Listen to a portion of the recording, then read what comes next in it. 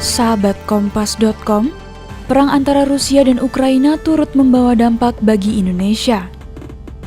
Ekonom Universitas Gadjah Mada Edi Junarsin menyebut bahwa perang tersebut memberi dampak yang cukup serius bagi Indonesia karena efek globalisasi. Akibat globalisasi, efek positif yang diterima Indonesia yakni dapat menikmati teknologi yang sama baiknya dengan negara lain serta pendidikan kelas dunia. Namun, efek negatif globalisasi yakni apabila terjadi sesuatu di belahan dunia lain, hal itu akan cepat berdampak ke Indonesia. Lantas, apa saja dampak yang dapat dirasakan Indonesia?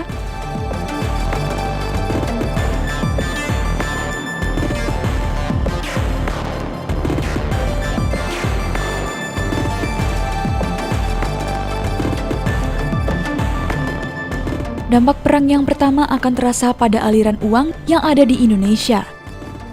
Jika perang terjadi berlarut-larut, nilai tukar rupiah terhadap dolar dapat mengalami pelemahan alias terdepresiasi.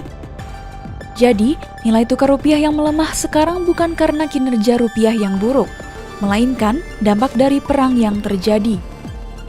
Ketika berada dalam kondisi ini, orang juga akan mencari tempat yang aman untuk berinvestasi. Maka, mereka akan cenderung memegang aset yang bersifat safe haven seperti emas dan dolar AS. Edi mengatakan, kemungkinan harga emas akan mengalami kenaikan karena kondisi tersebut.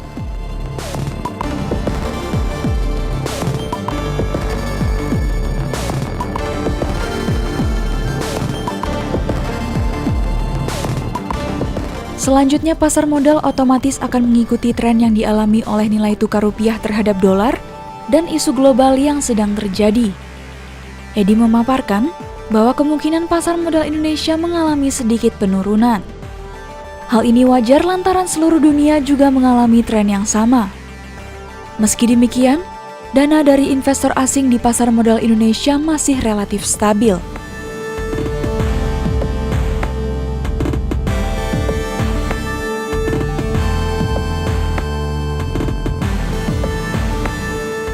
Dampak perang Rusia-Ukraina yang paling terasa bagi Indonesia salah satunya di bidang ekspor.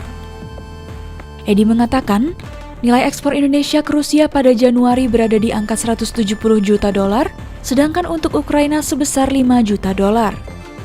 Setelah terjadi perang, Rusia akan terkena embargo perdagangan sehingga Indonesia tidak dapat melakukan ekspor ke Rusia. Dengan demikian, Indonesia akan kehilangan pendapatan sebesar 170 juta dolar dari hasil ekspor karet, lemak hewan, dan kakao. Hal ini menjadi masalah apabila embargo itu dilakukan berbulan-bulan, sehingga Indonesia kehilangan tempat ekspor.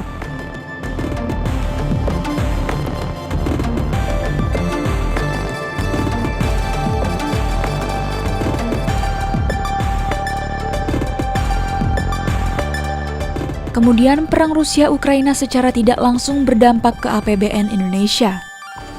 Dengan diembargonya Rusia, maka dapat dipastikan harga minyak meroket. Edi memperkirakan saat ini harganya sudah tembus lebih dari 100 dolar per barrel.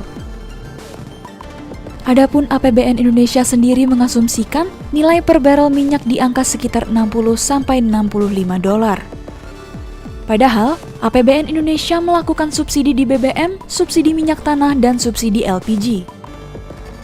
BBM di setiap peningkatan 1 dolar per barrel akan memberi beban APBN lebih dari 2,5 triliun, minyak tanah sekitar 50 miliar, lalu untuk LPG sebesar 1,5 triliun.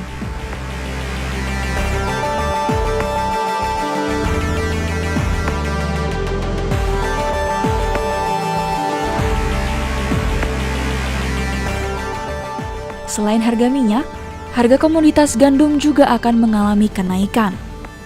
Pasalnya, Indonesia mengimpor gandum dari Ukraina sebagai bahan utama pembuat roti hingga mie instan. Menurut BPS, impor gandum Indonesia terbilang tinggi. Adapun Ukraina berada di urutan pertama sebagai pengimpor gandum di Indonesia. Secara keseluruhan pada 2020, total impor gandum Indonesia sebanyak 10.299 juta ton. Dengan begitu, Ukraina berkontribusi pada lebih dari 20% stok gandum tanah air. Meski demikian, Penyesuaian harga tetap bergantung pada pengusaha di bidang makanan dan minuman dengan bahan utama kebanyakan dari gandum.